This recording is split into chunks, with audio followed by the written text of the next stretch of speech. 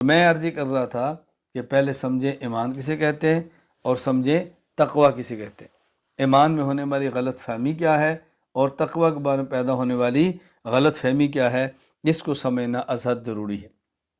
دوسری بات یہ سمجھیں کہ یہ ایمان یعنی عقائد اور یہ تقوی، یہ دو چیزیں حاصل کیسے ہوں، یہ دو چیزیں حاصل کیسے ہوں؟ یہ دو چیزیں حاصل ہوں گی۔ اللہ تعالیٰ نے اس آیت میں فرمایا یا ایھا الذین آمنوا اتقوا اللہ وکونوا مع الصادقین۔ اگر کوئی شخص عقائد کو سیکھنا چاہے، اس کا حل عقائد کو پڑھنا، عقائد کو سننا اور عقائد کے ماہر سے عقائد کو سمجھنا ہے۔ میری باتوں پر توجہ دیں، عقائد کو پڑھنا، عقائد کو سننا اور عقائد کے ماہر سے عقائد کو سمجھنا، ہر بندے سے نہیں، عقائد کے ماہر سے عقائد کو سمجھنا، اس سے عقائد درست ہوتے ہیں۔ اگر کوئی شخص عقائد کا ماہر ہی نہیں ہے اور وہ عقائد پہ کام کرے گا، یہ ایسے ہی ہے کہ جس طرح کوئی آدمی سرجن نہ ہو اور وہ آپریشن شروع کر دے، اڑا کے رکھ دے گا۔ کوئی شخص عقائد کا ماہر نہ ہو اور عقائد پہ بات شروع کر دے، عقائد پہ شروع کر دے، عقائد پہ اپنی رائے دینا شروع کر دے، وہ خود بھی تباہ ہوگا، دوسروں کو بھی تباہ ہوگا۔ عقائد کو سیکھیں، کیا مطلب؟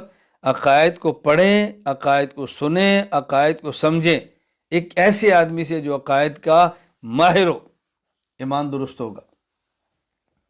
تقوی کیسے آئے گا؟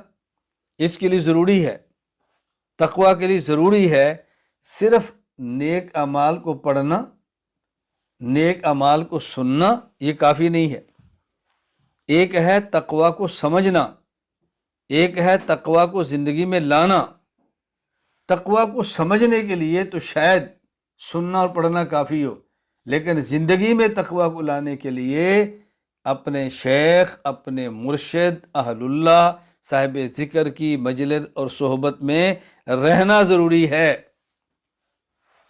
میری باتوں کو اچھی طرح سمجھ لیں، کسی اہل اللہ اور صاحب نسبت کی مجلس میں جانا نہیں، صاحب نسبت اہل اللہ کی مجلس میں رہنا ضروری ہے۔ قرآن کریم نے کہا کونوا مع الصادقین، تقوی اختیار کرنا ہے تو صادقین کے ساتھ رہو۔ ہمارے یہاں المیہ یہ ہے، اولاً تو اصلاحی تعلق کا شوق نہیں ہے، لوگ اصلاحی تعلق کے لیے تیار نہیں ہوتے، بیعت کے لیے تیار نہیں ہوتے۔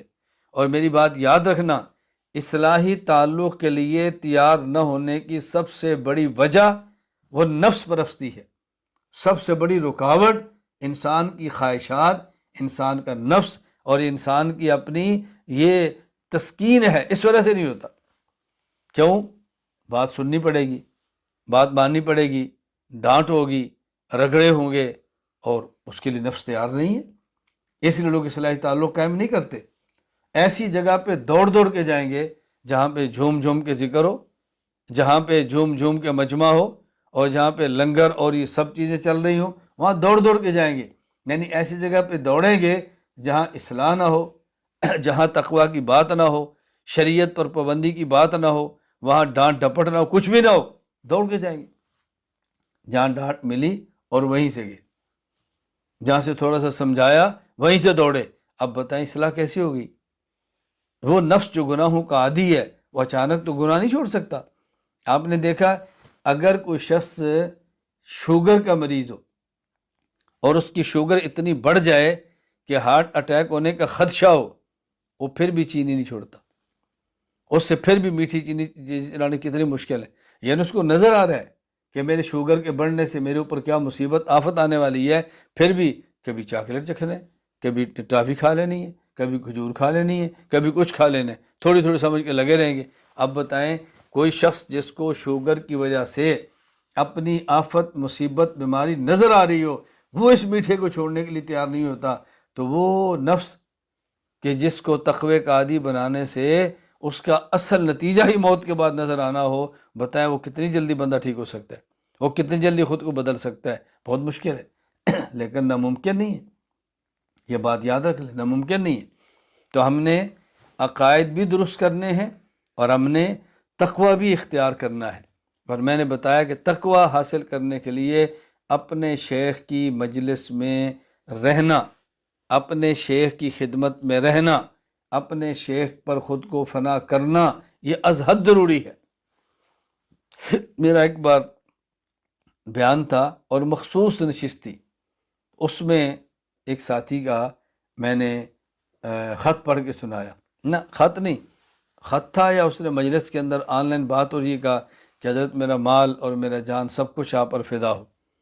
ایک ساتھی نے اشکال کیا کہ کیا امتی کے لیے لفظ کہنا جائز ہے کہ میرا سب کچھ فدا ہو آپ کے اوپر؟ تو میں نے کہا ایک تو اس کا مطلب یہ نہیں ہے کہ میں اللہ کی بجائے آپ پر فدا کروں، اس کا معنی ہوتا ہے کہ میں اپنا مال آپ کو دوں اور اس لیے کہ آپ دین کا کام کرتے ہیں، یہ معنی، میں اپنی زندگی آپ کے ساتھ گزاروں کیونکہ مجھے آپ دین پر لگائیں گے، یہ معنی نہیں کہ اللہ کو چھوڑ کر خیر اللہ کے نام پہ مال دے رہے ہیں۔